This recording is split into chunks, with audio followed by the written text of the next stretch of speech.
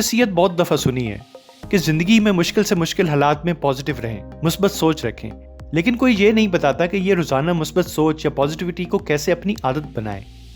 Positive psychology एक नई science बन चुकी है और इस फील्ड में बहुत रिसर्च हो रही है और यही रिसर्च हमें बता रही है कि अगर हम कुछ बातों पे अमल करें तो ये मुस्बत सोच यानी पॉजिटिविटी हम अपनी डेली की रूटीन में ला सकते हैं।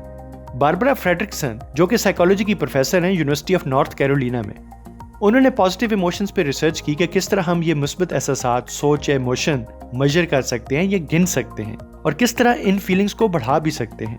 उन्होंने बताया कि हमें खुश रहने के लिए 3:1 की पॉजिटिविटी रेशो चाहिए। ये 3:1 की पॉजिटिविटी रेशो क्या है और किस तरह से हासिल करना है, इसके लिए उन्होंने एक किताब लिखी जिसका नाम है पॉजिटिविटी।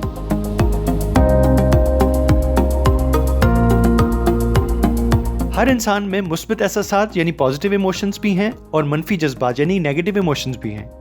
जिंदगी में कामयाबी मिलने पर, खुशी मिलने पर हमेशा मुस्बत जज्बात और एहसासात पैदा होंगे, लेकिन असल इम्तिहान है जब हालात मुश्किल हों, सख्त हों।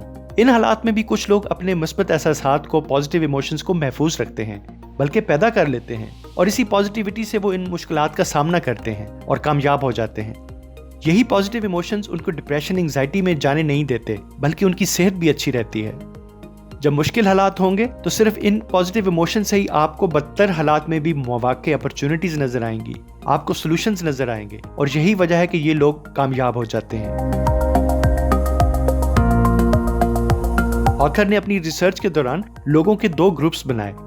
एक ग्रुप को सिर्फ कुछ पॉजिटिव तस्वीर और म्यूजिक सुनाया गया, जिसके नतीजे में यकदम कुछ पॉजिटिव इमोशंस इन लोगों को फील हुए और इसके बाद कुछ सवालात पूछे गए तो इन लोगों का रवैया बहुत मुस्बत पॉजिटिव था। जबकि दूसरी तरफ दूसरे ग्रुप को बगैर कुछ दिखाए सुनाए पूछा गया तो उनका रवैया कम मुस्बत था।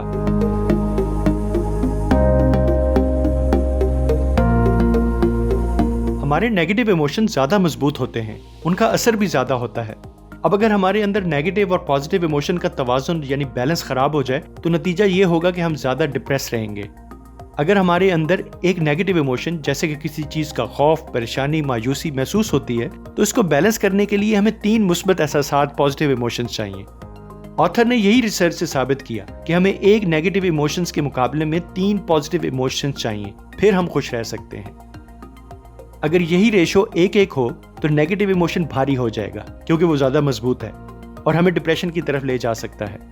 और अगर ये रेशो 2:1 हो तो हम डिप्रेस तो नहीं होंगे, फिर भी एक नाखुश और डिससेटिस्फाइड हालत में रहेंगे।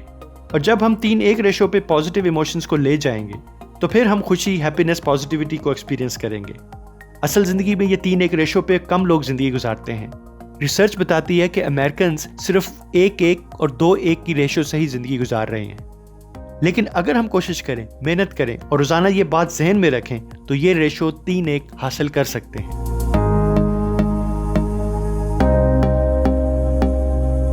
अपनी पॉजिटिविटी रेशो को बढ़ाने के लिए सबसे पहला काम है नेगेटिव और पॉजिटिव जज्बात, एहसासात, इमोशंस को समझना। हमें किन बातों से, चीजों से, सिचुएशन में पॉजिटिविटी मिलती है और किन से नेगेटिविटी। हमें अपने आप को समझना होगा, यानी सेल्फ नॉलेज चाहिए। अब ये करना कैसे है? इसके लिए सबसे बेस्ट तरीका है हम सुबह उठने के बाद, नहाने के बाद, ब्रेकफास्ट करते हुए, कपड़ों की सिलेक्शन करते हुए और फिर रोजाना के काम, लोगों से मिलने और फिर रात सोने से पहले तक के तमाम सिचुएशंस, फीलिंग्स का एक रिकॉर्ड बनाएं, लॉग बनाएं।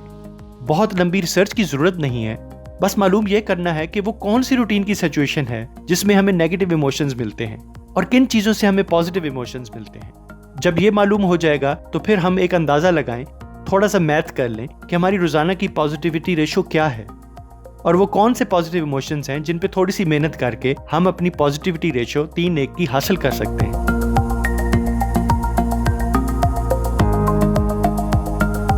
जब हमें यह मालूम हो जाएगा कि हमें किन चीजों से खुशी मिलती है तो ज्यादा कोशिश करें कि अपनी छोटी छोटी पॉजिटिव इमोशंस को ज्यादा हासिल करें और किसी एक नेगेटिव इमोशन को किस तरह के 3 पॉजिटिव इमोशन से हराना है।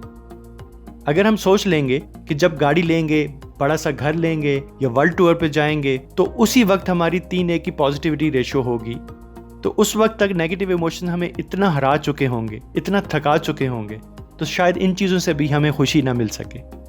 छोटे छोटे पॉजिटिव इमोशंस हमें मिलेंगे ग्रेटिट्यूड से, यानी शुक्र करने से, अपनी जिंदगी की बेशुमार मौजूदा नेमतों को रोजाना काउंट करने से, अपने पेरेंट्स का ख्याल रखने से, उनसे बात करने से, किसी दोस्त की किसी लालच के बगैर मदद करने से, कोई बीमार है तो उसके साथ वक्त गुजारने से।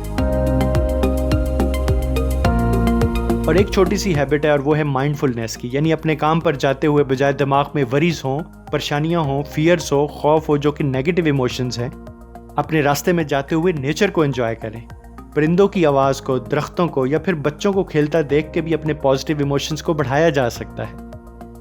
दूसरे लोगों से बातें करें, गौर से सुनें, शायद अच्छी बात मिल जाए जिससे आपको कुछ ना कुछ पॉजिटिव इमोशंस मिल जाएं। और इसी तरह से हमें 3 की पॉजिटिविटी रेशो रोजाना मिलती रहेगी।